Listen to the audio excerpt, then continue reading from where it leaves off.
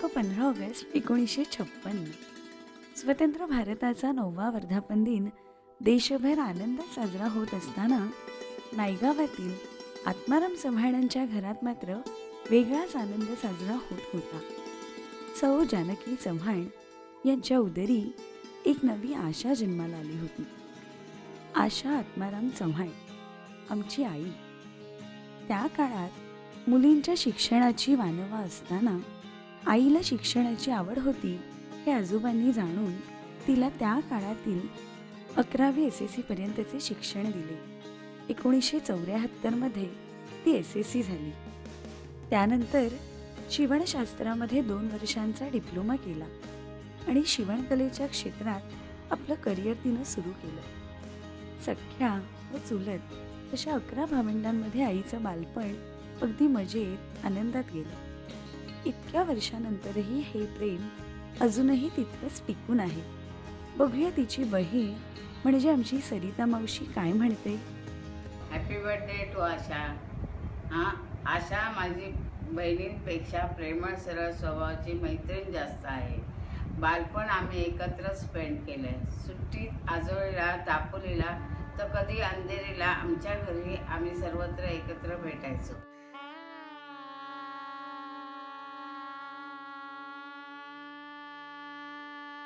यानंतर तिच्या आयुष्यातील महत्त्वाचा टप्पा म्हणजे विवाह.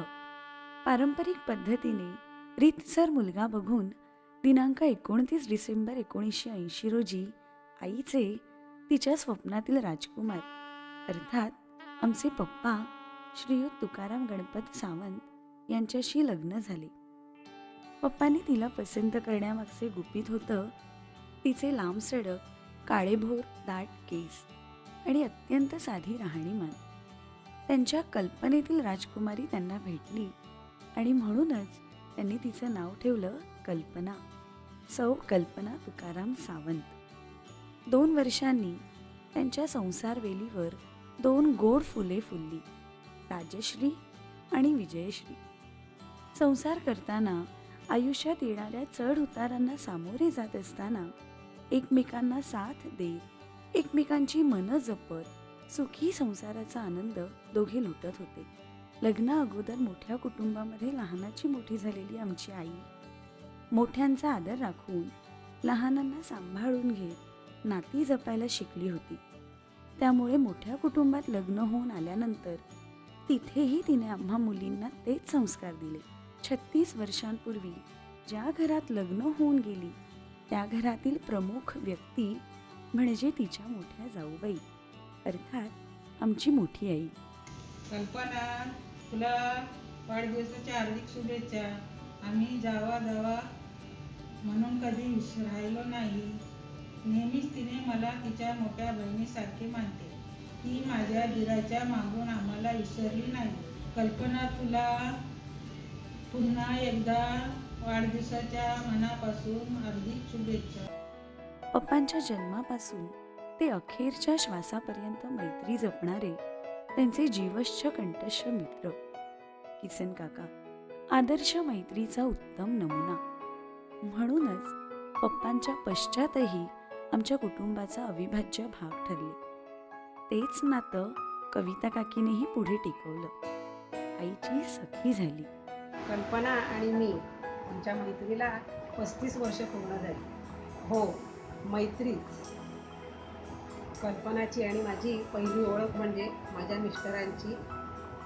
मिस्टरांच्या खास मित्राची पत्नी. ही तिची पहिली ओळख. 3 दिवसांच्या फरकाने आमची लग्न झाली. त्यानंतर आम्ही दोघं आणि ती दोघं अशी पुणा लोणावळा इकडे 5 दिवस फिरण्यासाठी म्हणून गेलो. त्या ठिकाणी एकमेकांसोबत फिरणं गप्पा गोष्टी आणि विनोद ह्यामध्ये आमचा वेळ इतका छान गेला आणि त्याच वेळेला आमच्या एकमेकांशी अतिशय छान सूर जुळत गेली. तशी कल्पना साधी सरळ प्रेमळ एकमेकांना गरजवंताला मदत करणारी समजून घेणारी आणि तिच्या ह्या गुणांमुळे आमचे सूर छान जुळले. आईचा स्वभाव बोलका आहे. तिला माणसांशी संवाद साधायला खूप आवडतं.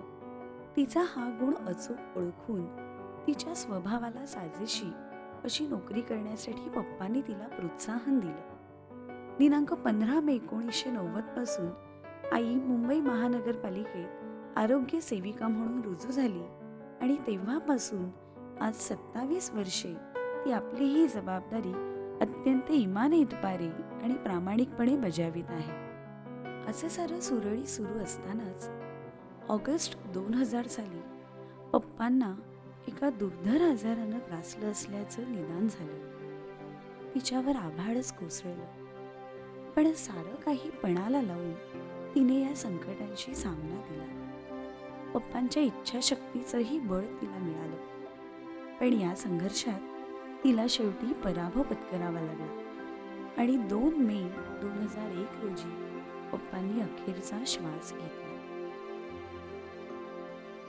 या सगळ्याचा आईला खूपच धक्का बसला.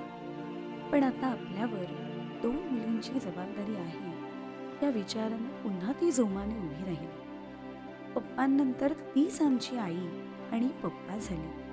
तिने आम्हा दोघींनाही उत्तमरित्या वाढवले, चांगल्या दर्जाचे शिक्षण दिले आणि स्वतःच्या पायांवर उभे केले. तिने आमच्या बाबतीत योग्य वेळी योग्य निर्णय अगदी अचूकरित्या घेतले. 8 मे 2007 रोजी दिदीचं लग्न झालं आणि आमच्या कुटुंबात अजून एक कुटुंब सामील झालं. आज दिदीच्या लग्नाला इतकी वर्ष झाल्यानंतरही 2 वर्षांपूर्वी दिदीचा अपघात झाला होता, तेव्हा सर्वात प्रथम कोणाच्या कुशीत येऊन रडावेसं वाटत होतं तर ती होती आई. मायलेकींचं नातं असंच असतं. दिदीच्या लग्नानंतर आईची आजी झाली. तिच्या विश्वात एका सुंदर छोट्या परीचा प्रवेश झाला आणि हो, खरंच ही सुंदर परी तिच्यासाठी एक दूतच ठरली. तिचा आजारपण, एकाकीपण सगळं या परीनं दूर केलं. तिचे लाड करण्यात, हट्ट पुरवण्यात तिचा वेळ कसा जायचा हेच आईला कळत नसे. आणि आता तर हे नातं असं झालंय की तुझं माझं जमेना आणि तुझ्या वाचून करमेना. नमस्कार, मी आहे आशाची नात साशा. हॅपी बर्थडे आशा आजी.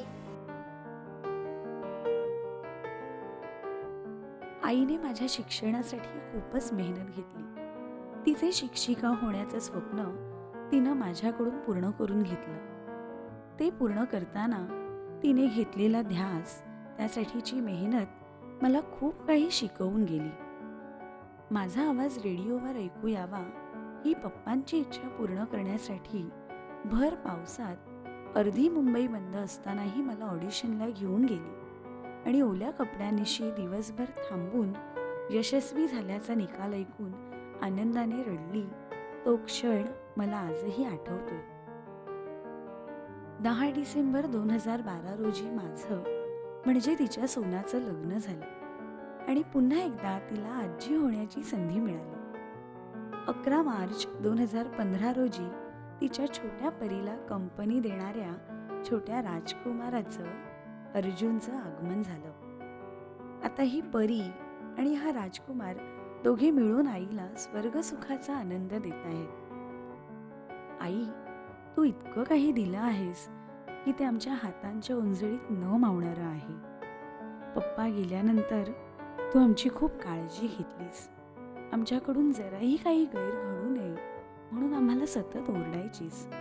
तुझ्या ओरडण्याचा आम्हाला राग यायचा. तेव्हा तू म्हणायचीस ते एक वाक्य आमच्या कायम लक्षात राहिलंय, ते म्हणजे आई झाल्याशिवाय आईची किंमत कळत नाही. हे खरंच आहे. म्हणूनच आई, तुला आमचा हा आदरपूर्वक आणि प्रेमपूर्वक साष्टांग नमस्कार. जगी माऊली सारखे कोण आहे, जिचे जन्म जन्मांतरीचे ऋण आहे.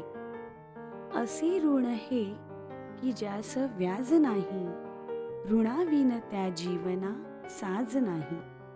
जिच्या सारखे कौतुके बोल नाही, जिच्या यातनांना जगी तोड नाही.